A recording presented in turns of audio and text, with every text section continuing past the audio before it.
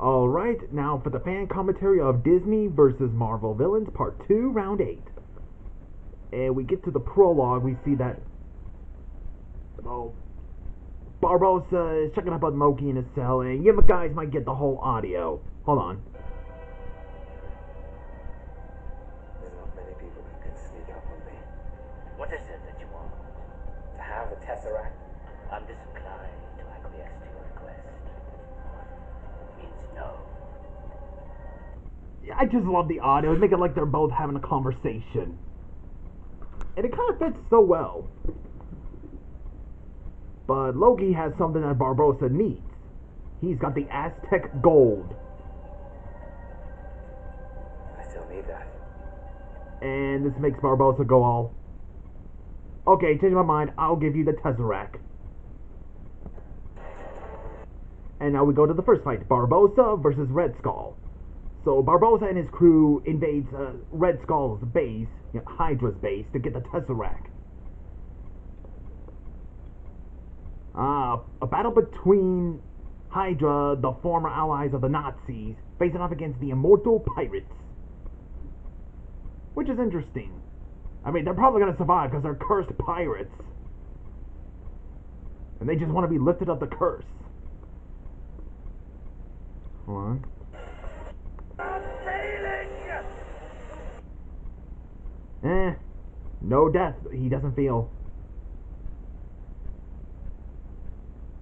So the Red Skull's got the Tesseract. And, of course, if you've seen Captain America, the first Avenger, you get what happens to Red Skull. Even though this round was made way before Avengers Endgame and all that, before we find out what actually happened to Red Skull. Maybe he transported to a different realm, or maybe he's dead. So Barbosa wins.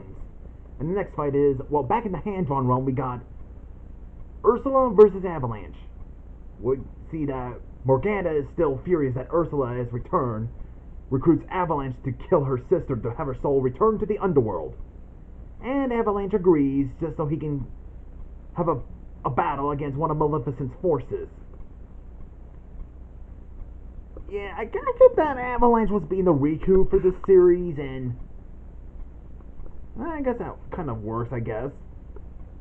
And he just doesn't want to do, I guess he doesn't want to do anything with Maleficent or the Darkness anymore. Interesting using that big guy's arm as Ursula's arm. I remember that dude, I kind of forgot his name, but he had a crush on Jean Grey until he joins, well, Avalanche's group, Brotherhood of Mutants, I think, along with a guy who was like a mutant frog dude kind of thing. Who kind of has a crush on Scarlet Witch. Which is interesting using that arm as Ursula's arm. Since they're, they're both large. And just makes a mess in her lair. And she disappears now. I guess it's a tie. And then the next fight is, back in the live-action universe, the Sanderson sisters versus Epicure. Well, back in the live-action realm, we see the Sanderson sisters inform Regina and Cruella, even though that's Grimhilda as Regina, but how they relocated Blackheart again, and so Regina sends the Sanderson sisters to go get him. Oh, sorry. What was that line she said in this one?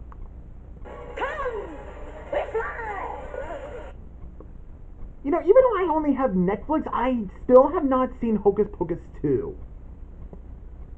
Hold on. So they found him, and he sends Epicure against them. Go get them. I don't know how Hocus Pocus 2 was it a good one, or was it not that good as the first one? I don't know.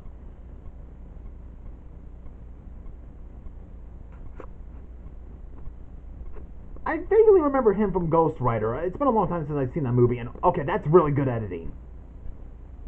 And he's disappearing because of Winifred putting a spell on him, and the Sanderson sisters wins. And the next fight is Mysterio versus Jafar and Lady Tremaine. Well, hearing of Maleficent's death, Mr. Smee, pays, what, did he pay to visit him? Oh yeah, he pays Mysterio a visit and asks him to steal Maleficent's staff so he can free Captain Hook. Is that where Captain Hook's been?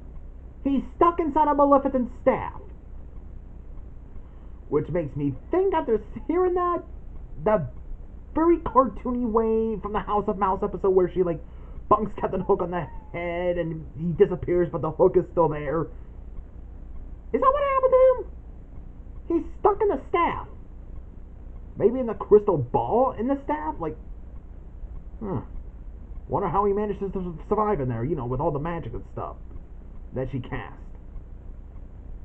Wonder if he feels dizzy.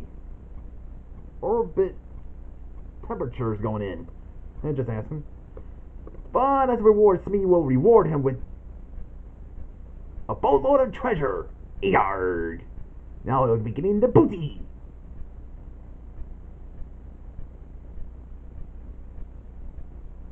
And we see that Mysterio shows up, and now he's confronting both Jafar and Lady Tremaine. Mysterio is no illusionist playing parlor tricks. Mysterio is the master of the arcane art. Well, I am glad it's the spectacular Spider-Man version. Also, I did got to watch Spider-Man No Way Home. It was a pretty good film. I did watch all three. I finally watched the 3 Marvel Cinematic Universe movies of Spider-Man, and the first one was pretty good.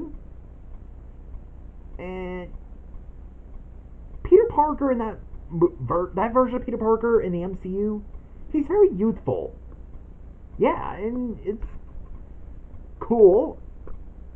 And I do like Ned. He's kind of hilarious. He's my favorite character in that one. And MJ, interesting that it's not, well, it's kind of is Mary Jane Watson, but it's not. It's Michelle Jordan instead of being Mary Jane. I don't know what's with the name changing. Kind of strange, even though that's Zendaya. The one who's playing Peter Parker, Tom Holland, yeah, he's the one that's, like, very youthful. And the first one is Homecoming, of course, and there's No Way Home, which features Mysterio. In that movie, he used to work for Tony Stark, and yeah, he really hated his boss for so many reasons, and along with people who cannot stand Tony Stark. He's just, well, Mysterio kind of has, like, he's just trying to show off as, like, the new superhero, all that stuff. And the third one, which is I love the most, and I just finally got to watch it. This was what I wanted to see the most, Far From Home, and I really love that Far From Home. It's the one where all the, you know, the previous Spider-Man from, not from the Marvel Cinematic Universe ones, but from the Sam Raimi ones, and the one with, you know, with Tobey Maguire one, and the other one with Andrew Garfield versions showing up in Far From Home, and it was really good, and I loved it. I love the interaction of the 3 Peter Parkers. It was just a really good movie, and actually, go back to this one.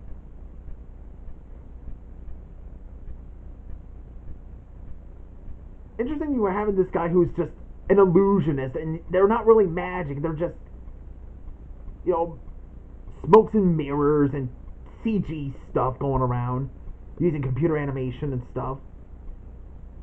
And either it's he literally turned into a half cat, half duck, or it's just an illusion. He's basically an illusionist fighting against 2 actual magic users, well, with Lady Tremaine using the fairy godmother's wand. It takes one swing of a knife to knock his hand. And he's getting away. Jafar and Lady Tremaine wins, and yeah, I think I'm going to stop right here, so see you guys in the next video.